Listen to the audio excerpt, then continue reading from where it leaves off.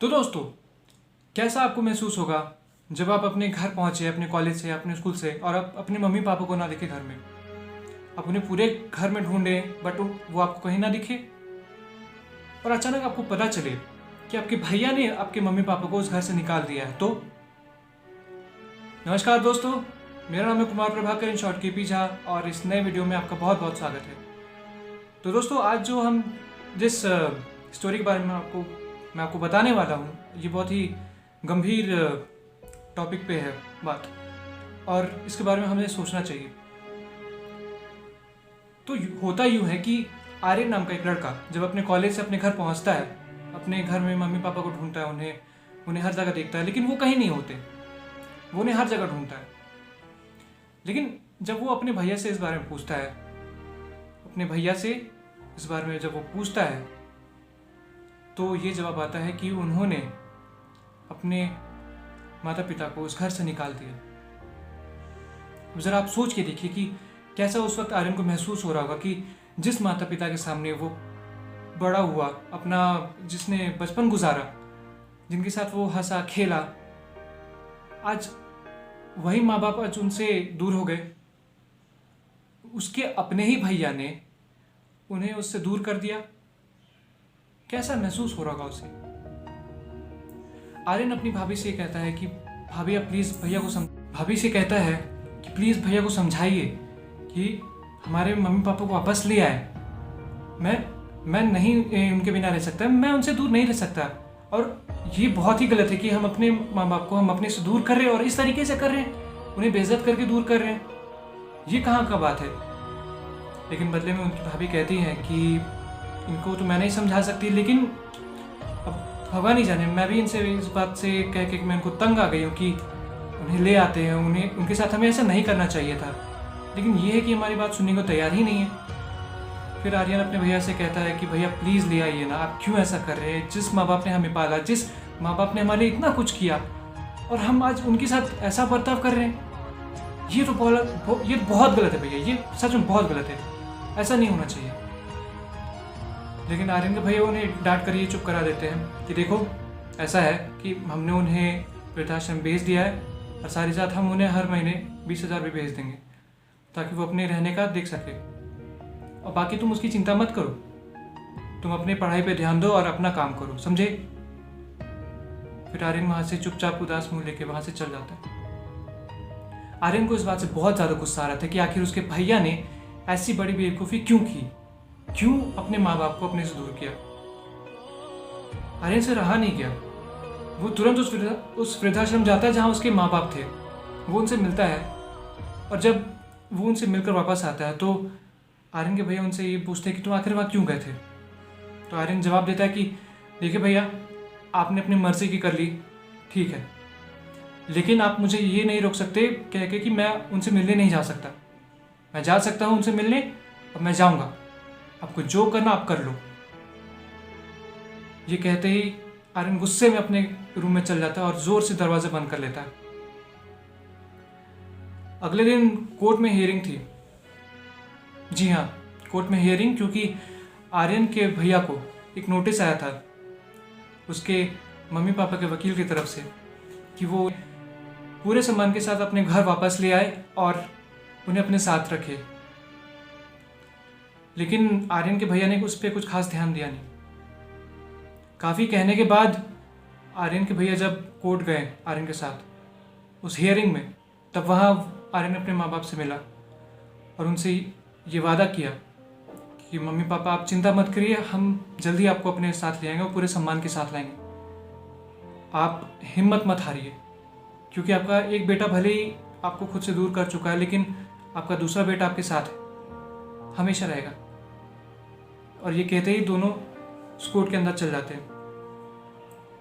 Court की कार्रवाई को अगले डेट के लिए टाल दिया जाता है, और जब कोर्ट से आर्यन और उसके भैया अपनी गाड़ी से वापस घर जा रहे थे, तभी अचानक आर्यन की गाड़ी का एक्सीडेंट हो जाता है, और बहुत ही भयंकर वाला एक्सीडेंट हो जाता है। एक लॉरी एक ज़बरदस्त टक्कर मार के उसकी गाड़ी को वहाँ से भाग जाती है। लोग वहाँ आसपास जुटते हैं और किसी तरीके से आर्यन और उसके भैया को वहाँ से निकालते हैं।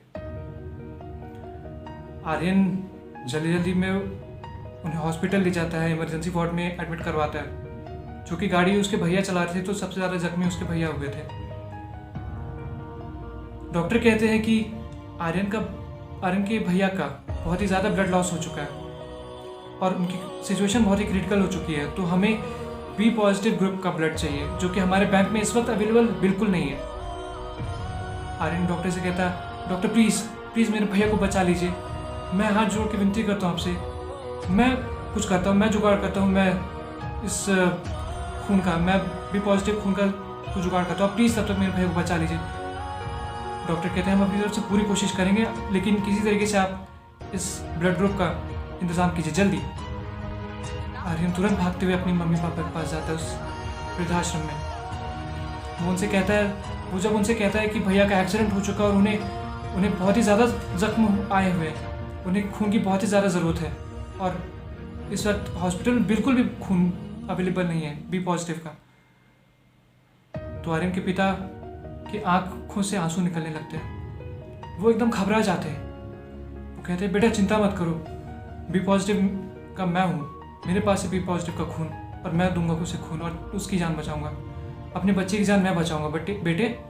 और ये कहते हुए वो लोग हॉस्पिटल भागते तुरंत।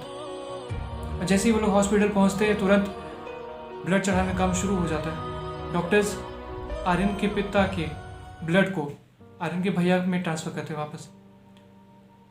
किसी तरीके से आर्यन के भैया की जान तो बच जाती है, लेकिन वो कुछ समय के लिए पैरालाइज हो जाते हैं, एकदम ना चल सकेंगे ना फिर सकेंगे, कुछ नहीं।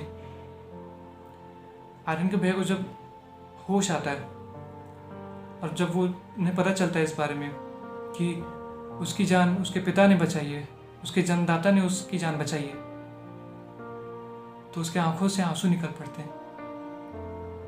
वो अपने ऊपर बहुत ज़्यादा नाराज़, अपने से बहुत ही ज़्यादा वो शर्मिंदगी महसूस कर रहा था अपने ऊपर कि आखिर क्यों उसने अपने माता पिता को अपने से दूर किया। उस माता पिता को जिन्होंने इतनी मेहनत से उसे पाला पोसा और फिर आज एक और नया जीवन दिया उसे, क्यों वो उन्हें अपने से दूर कर रहा था। वो पागल था जो वो ऐसी हरकत कर रहा था। वो खुद को ऐसा बोला था मैं बहुत बड़ा पापी हूँ, ये मुझसे क्या पाप हो गया।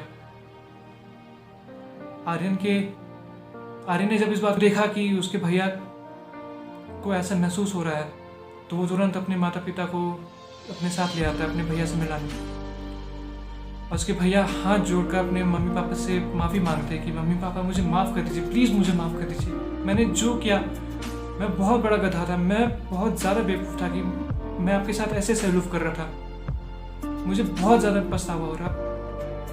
अब मुझे ये प्रॉपर्टी, मुझे आपका ये शेयर कुछ नहीं चाहिए, आपने मेरी जान बचाई है एक बार फिर से, आपने मुझे जन्म दिया और आज एक और आपने मुझे एक बार फिर मुझे जन्म दिया अपना खून देके, मैं आपका बहुत बहुत आभारी हूँ।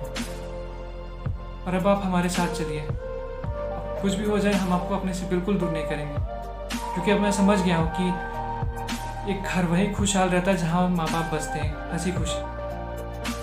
और इसके साथ आर्यन, उसके भैया और उसके मम्मी पापा कुछ हफ्ते बाद अपने घर वापस चल जाते हैं। तो दोस्तों इस कहानी से हमें ये सीख मिलती है कि हम चाहे भले कितने बड़े हो जाए, लेकिन हमारे पेरेंट्स के लिए, हमारे माँ बाप के लिए हम उतने ही छोटे रहेंगे और वो तभी हमारे लिए खड़े रहेंगे जब हम अपने पैरों पे खड़े हो जाए, तब भी वो हमारे साथ खड़े रहेंगे। अच्छा हो बुरा हो जैसा भी हो, जैसा भी सिचुएशन हो, हमारे माँ बाप सिर्फ हमारे, और वो हर हाल में हमारे साथ रहते हैं। तो अपने माँ बाप की इज्जत कीजिए, उनकी रिस्पेक्ट कीजिए। माँ बाप के डिसीजंस गलत हो सकते हैं, लेकिन उनकी नीयत कभी गलत नहीं हो सकती। तो उनकी इज्जत करिए, उनको पूरे मान सम्मान के साथ अपने साथ खुश रखिए और उनके लिए कुछ ना कुछ अच्छा, कुछ ना कुछ बड़ा करिए। आपका एक छोटा सा एफर्ट उन्हें जो खुशी देता है ना, वो उन्हें दुनिया में और कोई भी बड़ी चीज़ नहीं दे सकती।